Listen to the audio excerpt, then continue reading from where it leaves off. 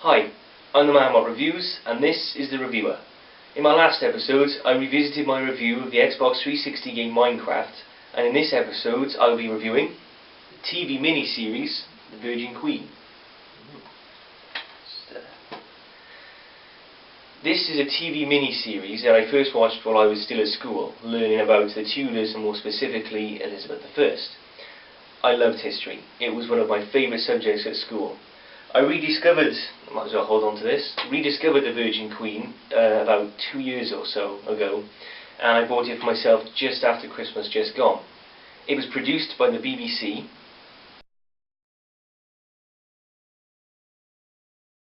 and was split into 4 parts. However, strangely enough, on this edition of The Virgin Queen, it's split into 2. As a drama, it focused heavily on Elizabeth's private life, particularly on her relationship with Robert Dudley, the 1st Earl of Leicester, exploring the politics of her reign in less depth.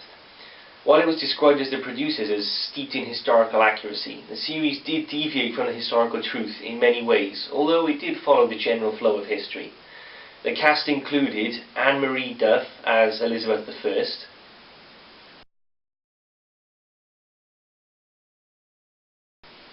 that's her you can see there, that's Elizabeth I. Tom Hardy as Robert Dudley, the 1st Earl of Leicester.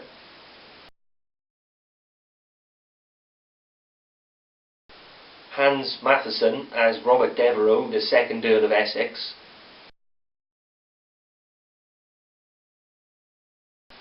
Ian Hart as William Cecil, the 1st Baron Burghley. And Sienna Guillory as Lettice Knowles.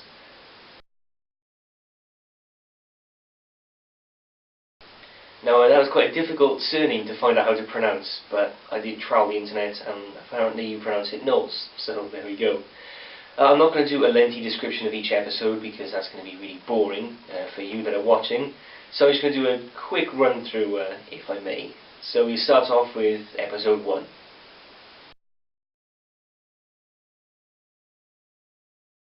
The first episode starts with Elizabeth's imprisonment in the Tower of London by her sister, the Queen Mary I, accused of plotting her demise, and the rest of the episode follows her accession to the throne following Mary's death and her coronation.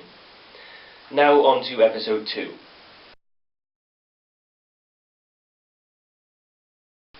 The second episode shows Elizabeth from several months to up to a year after her coronation, establishing herself as the Queen. It also shows Elizabeth's early dealings with her cousin Mary, Queen of Scots, and midway through the episode, Elizabeth contracts smallpox. Now that was a big deal back in the day. I mean, obviously it's probably a big deal now, but you know, your Queen contracting smallpox, she was expected to die really, because it was a big thing, but she does survive. On to episode 3.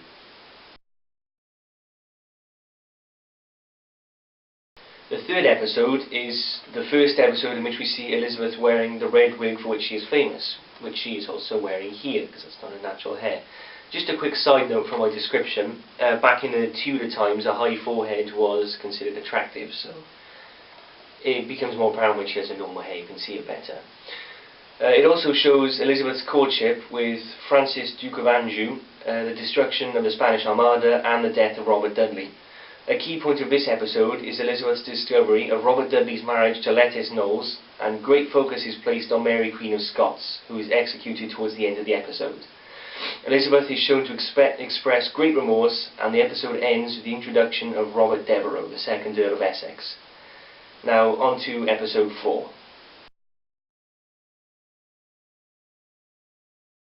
Okay, so episode 4 is the last episode of the mini-series.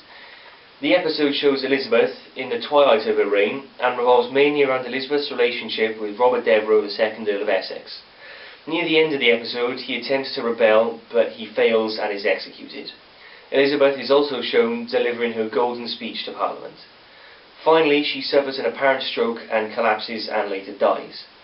The episode ends with William Cecil's son Robert preparing for the accession of Elizabeth's successor, James I. The soundtrack won an award for Best Television Soundtrack, and the lyrics on the track played during the opening sequence of the first episode were derived from a poem written by Elizabeth I herself, which I do believe was called On Monsieur's Departure. Even I've got to say, is a great soundtrack, really good. If you haven't heard it, go listen to it. To close, I really like this TV series, and this is coming from someone who tends to stay away from historical dramas. If you love history, and more specifically Elizabeth I, and you haven't seen this, you should definitely check it out, or at least try to, as it's not on YouTube anymore, and it's pretty hard to otherwise find on the internet, so best of luck to you.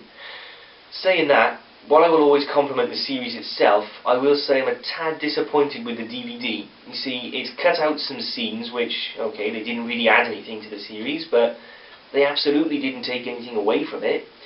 You know, secondly, because it's split into 2 parts instead of 4, it becomes ridiculously long to sit through. I've tried it, and because they are an hour a piece, that's 2 hours for each disc. So that's a difficult one. Clear the diary if you want to watch it.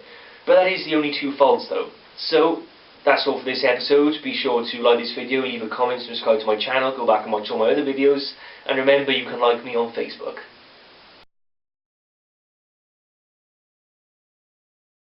So, this is my favourite scene. This is the Essex Rebellion. I've obviously told you what happens at the end, but I'm not going to tell you how it happens. So, this is the scene. So, the guy in the shadow is Robert Devereux, the 2nd Earl of Essex, and I'm going to press play now. Give the rabble, my lords. Their rage is born from loyalty. A rare commodity in such troubled times, is it not? The guy on the right is Walter Raleigh, I think. The guy on the far left there, the moustache, is the Earl of Southampton. The rear of the house is safer, my lords. The rear of the house? The rear of the house is shifty. There, let's see. I will detain you only a moment, my lords. Favourite bit.